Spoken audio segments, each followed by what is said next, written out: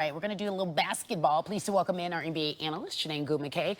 Let's talk about LeBron James and the Lakers hosting the defending champions last night. It was good. And the Toronto Raptors. I mean, you know, Lakers streak snap, guys. This is what I think there might have been too much malarkey in the beginning. Good word. Yeah, because here he is, you know, recreating Sunday Night Football with his best friend, Touchdown. AD. Perhaps that might have been the problem. Early on, though, they look good. James finds Davis in the paint for a layup. How you feel? Yeah, AD is one of the best first-half scorers in the NBA. You cannot be sleeping on him, and LeBron usually takes over in the second half. But usually, but the second half happens. Yeah, then there's a third quarter. Van Fleet comes off the screen and he hits a three, so that just warms him up. It does. He's an aggressive scorer on the perimeter, but he's also an underrated finisher at the rim. Fred VanVleet, this is who he is. That's what he does. This is what he does. All right, what about this other guy, Pascal Siakam? They paid him. They paid him well, right? Worth it. He finds them. Look at the transition D. It's nice, right? It's non-existent for the Lakers. Non-existent. Sort of like Kawhi. You know, gone from the Raptors. I think that they didn't take them seriously. You know, perhaps. I do agree. I think this was one of those, I think we can win because a couple of your guys are out, but guess what? They snuck up on them. They're the defending champs for a reason. All right, so as she pointed out, they are the defending champions for a reason. Kuzma tries to get a three off, it doesn't work, and what happens next? Yeah, that was the play of the game. You know, the play right before, Kuzma also missed another shot. So yeah, that was a tough break for them. 5-point swing. Okay, so Siakam finished with 24 and 11. Raptors 113-104. They beat the Lakers. We have to talk about, because Toronto's hanging out here for a second, what stood out to you about Pascal Siakam's play in which perhaps he needs to replicate if he wants to beat the Clippers and Kawhi Leonard, his former teammate? Well, Pascal Siakam has a real chance to be the first person in the NBA to win Most Improved Player in back-to-back seasons. First person to win it multiple times. And check this out. This is what you needed with Serge Ibaka out. He defends the rim, he's on the floor, and now Kyle Lowry's out, so he has to initiate offense. He brings the ball up the court. We all know what he can do as a 27 points per game scorer. So he gets into the pick and roll, but this is the real improvement, the reason why he could be back-to-back Most Improved the first time in NBA history. This is what he does. He likes the ISO, the Caruso matchup. Dwight Howard comes. Now he's a playmaker. He finds Chris Boucher for the finish. Now, if I told you Chris Boucher averaged just 3 minutes before that game, you'd be shook. You'd be shocked. Yeah, I wouldn't believe you. But this is the Toronto style of basketball. Chris Boucher, G League MVP. You have Pascal Siakam, G League champion, and G League Finals the MVP. defending champions. We're talking about him like that we're surprised. We should not be. Well, you should be surprised that Pascal Siakam can really galvanize his team when Kyle Lowry is out and Serge Ibaka is out. This is a team that snuck up on them. And this is just who Pascal is. I said before the season, my hot take was that he is going to be an all-star. He absolutely is. The thing that surprised me is that he's probably going to be most improved if he keeps it at this pace. I feel as if we might be the only one surprised since they paid the young lad. I like him. Chiney SHOCKED, stay here, hang out with me, or not. Maybe not. Maybe. Last 8-game start since the 2010-2011 season under Phil Jackson. Pretty impressive right there. There he is, King James, who's been using the hashtag WatchKing.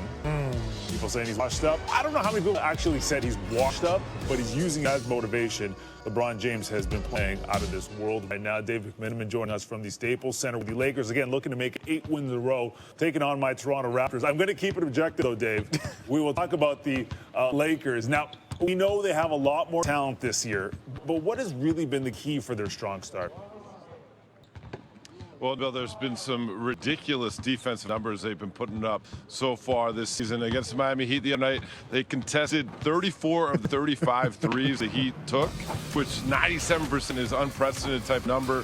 When LeBron James and AD have shared the court together this season, the Lakers are only allowing 91.9 points per 100 possessions, which is the best defensive efficiency in the league if it was extrapolated over the course of a full game. And of course, this is the first time in LeBron James' career where his team ranked first in defensive efficiency. And defense takes work, and work means sometimes rest for some people. One of the hot topics around the NBA right now, it's load management. There's no doubt about that. Now, on Friday, LeBron was very clear about with you. If he's healthy, he's playing. What more can you tell us about that conversation? Yeah, LeBron, as he knocked on wood at his locker on Friday night, told me that, hey, as long as I'm healthy, I'm going to be in the lineup. I asked him, well, there's some other guys around the league have caused a bit of uproar with their decision to use load management. He said, hey, I'm not going to talk about anybody else, but as long as I'm healthy, I will be playing. I have 45 more years when I'm good and retired to not play basketball. For now, I will be playing basketball. So you'll see him in the lineup tonight, and you'll see him in the lineup next week in the back-to-back, their first back-to-back of the season against Phoenix, and then back home against the Golden State Warriors. Yeah, that's not only good for Lakers fans, that's good for all NBA fans because LeBron James is on another level right now, playing so well in his 17th season. Let's take you there. These are the usual suspects, of course, LeBron James, Anthony Davis. They had a 5-game win streak on the line. Early on, they struggled, though. It didn't look like it was going to go well. Second quarter, Alex Caruso trying to find AD. But the ball's taken away by Lauri Markkanen, who then finds Kobe White, who's like, drilled it. White led the Bulls 16 points coming off the bench in the first half, and the Lakers trailed by 17 at the half, largest halftime deficit of the season. At one point, we're trailing by 19, but they would enter the fourth down by just 13, and that's where we pick it up. And this is what I'm talking about, the not usual suspects. Kyle Kuzma for 3, the lead down to 10. A few possessions later, it's Kuzma, his 3rd game back after missing the start of the season with that ankle injury. He said, I'm getting there. I'm getting better. I'm feeling better. Lakers cut the lead to 6. Kuzma misses the free throw, but Dwight Howard, Bulls lead down to just 4. He doesn't have to be Christopher Reeve Superman. He just has to be better than Brandon Ruth. And he is. LeBron said anytime we miss, Superman was there to clean up the offensive glass. Lakers fans are pumped. He's getting it done on both sides of the floor. Less than a minute later, Quinn Cook, season high 17 for him, drills this one. He'd missed the free throw, but the Lakers have a 1-point lead now. Next, Lakers possession. James to Kuzma. 11 of his 15 points came in that final frame. It caps a 16-0 run to start the fourth quarter for the Lakers. All of those points coming from the bench. Just over 4 to play because, well, of course, LeBron James was super nasty. Lakers lead by 12 now. A few possessions later, James dishes Davis. It's good. And again, it's James to Davis. A little give and go. Alley-oop. Put him up. The hometown shy kid, 15 points and 7 rebounds. But this was a night that belonged to LeBron. 30 points, 10 rebounds, 11 assists, another triple-double on the Lakers' 6-1 start, best 7-game start since 2010. So LeBron recorded 3 straight triple-doubles for the 3rd time in his career. He's also the first Lakers player with 3 straight since Magic reeled off 4 straight in 1987. LeBron now the oldest player ever with a 3-game triple-double streak. You heard Gary and the Tees mention washed. Do you remember that when everyone was like, he's the washed king? A little troll job to some of his haters who somehow thought that the rumors of his demise have been greatly exaggerated. A big one for the Lakers. Actually thinks something is happening with AD. Anthony Davis is expected to resign, but he reminded us all that he is a free agent in 2020 and has options. Speaking at a surprise appearance for his old high school in Chicago ahead of the Lakers game, he was asked if he would be coming home soon. Obviously, there's nothing like playing at home. I don't know. I am a free agent next year, but Next question. We'll see. That's a possibility. Possibility. All right. So for more, we welcome in our NBA insider, Brian Windhorst. Thank you for being here on SportsCenter Coast to Coast. What are you hearing about the likelihood that Anthony Davis actually leaves the Lakers next summer? I appreciate you being so calm, Carrie. You're being a pro. Look, I have talked with Anthony Davis's camp about this very issue, and they have told me that no promise has been made to the Lakers that he will re-sign with the team. And in this new era of tampering, the Lakers are not allowed to say anything, nor would they say anything about offering him a contract.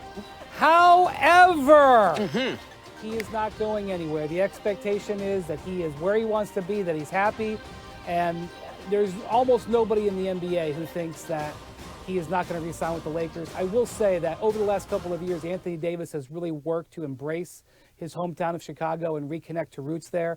And so I don't think it's necessarily bad business for him to leave that door open, but I don't think this is really anything to get too focused on. Yeah, again, as I said, the message should be manage expectations, as I am doing now. Meanwhile, let's move on.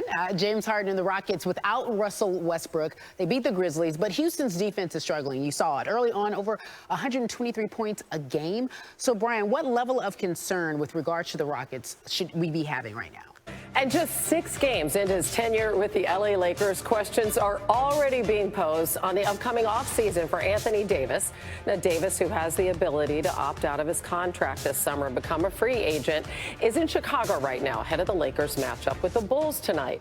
And he surprised members of both the boys and girls basketball teams at his alma mater, Perspectives Charter School, yesterday. When he was asked by one youngster about the prospects of him returning to play in Chicago, Davis did not rule it out. Obviously, you know, it's nothing like playing at home. I don't know. I am a free agent next year, but I mean. Next question. We'll see. Young man, Responsibility. Next question, right. So AD is going to be part of a free agent class this summer that also includes Gordon Hayward, Andre Drummond, and Paul Millsap, among others. The six-time All-Star Davis is averaging 28.5 points per game and 11.5 rebounds per game so far in this young season. Well, the Lakers continue to roll. They beat the Spurs by 7. LeBron with a triple-double, 21 points, 11 boards, 13 assists. Anthony Davis had 25 and 11. Lakers are 5-1. It's their best six-game start since the 2010-2011 season. So far, so good for LeBron and the Lakers. Meanwhile, not so good for the Rockets.